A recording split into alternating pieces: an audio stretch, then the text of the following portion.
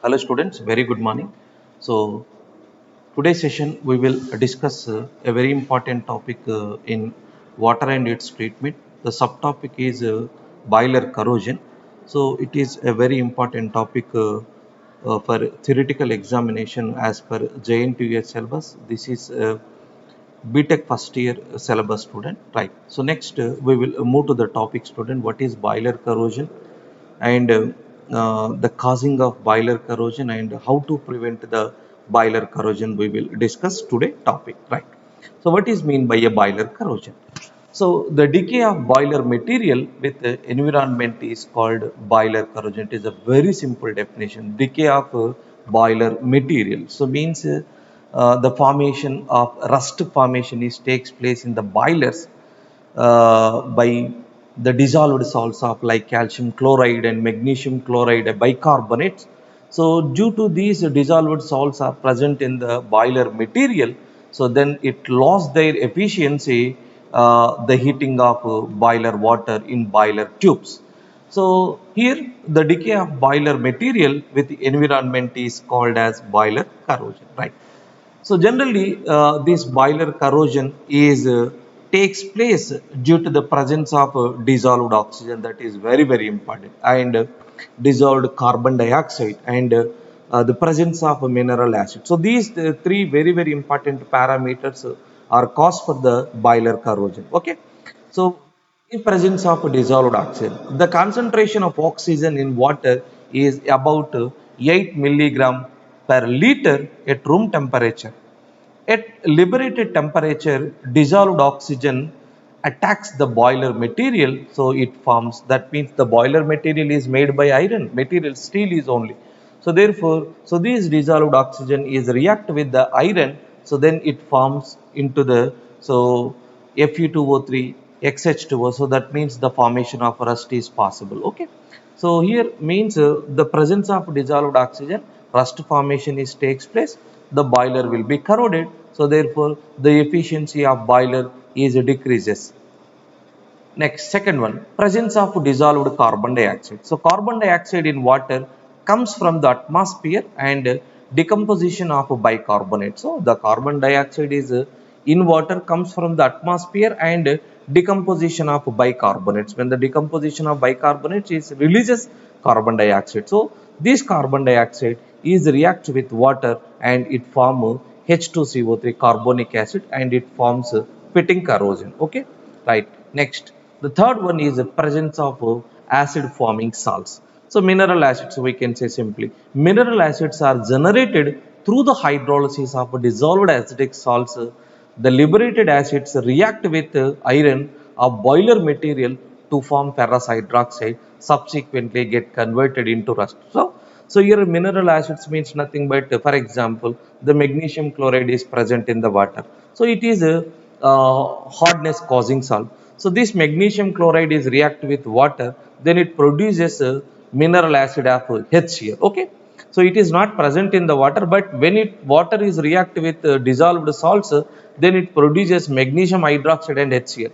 So this HCl is react with the boiler material, then it convert into ferrous chloride and it liberates hydrogen gas. So this ferrous chloride react with boiler water, then it forms ferrous hydroxide plus HCl. So again, so this ferrous hydroxide is takes with dissolved oxygen and it convert into rust. So Fe2O3, ferric oxide plus X moles of water. So presence of acid forming salts also the corrosion is takes place, right?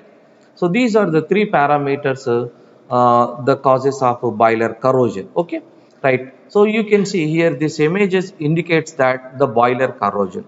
Okay, so due to the presence of dissolved oxygen, due to the presence of carbon dioxide, and the presence of mineral acid. So what is happening in the boiler corrosion means nothing but it decrease the efficiency. So generally the boilers are used for the steam generating process.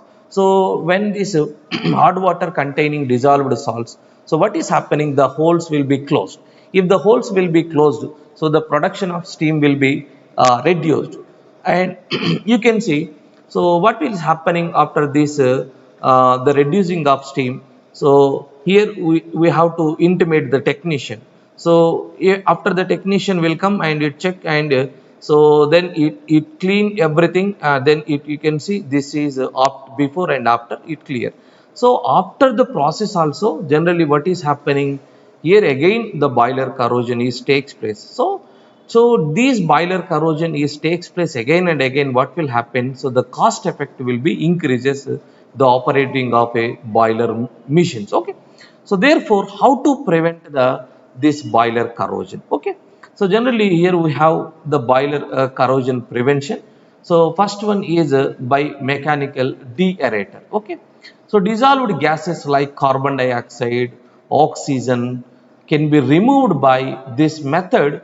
Water undergo deaeration at a high temperature and low pressure because the solubility of gases in water is directly proportionality to pressure and inversely proportionality to temperature. So generally we can remove the carbon dioxide and oxygen in boiler feed boiler water, so by mechanical deaerator process. This is the one method for the prevention of carbon dioxide and dissolved oxygen in boiler water. Right.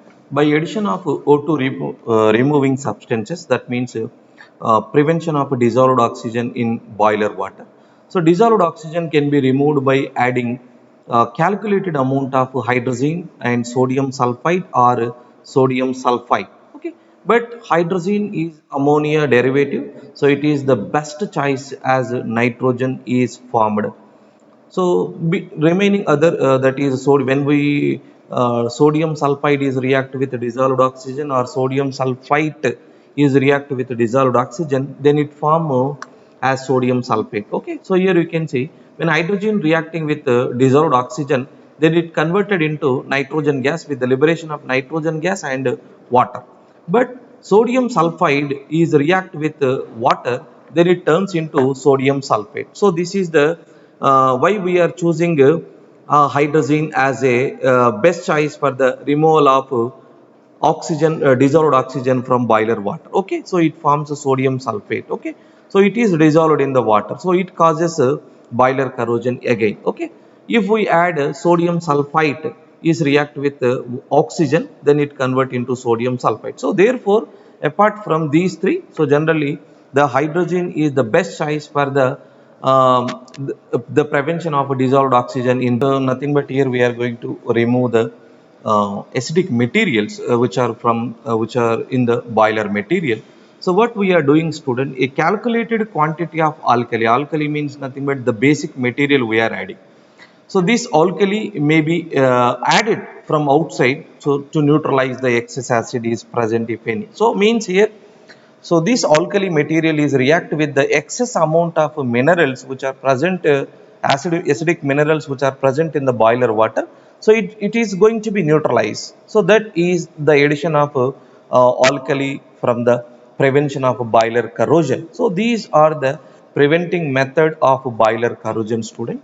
Okay, thank you. I hope you understand.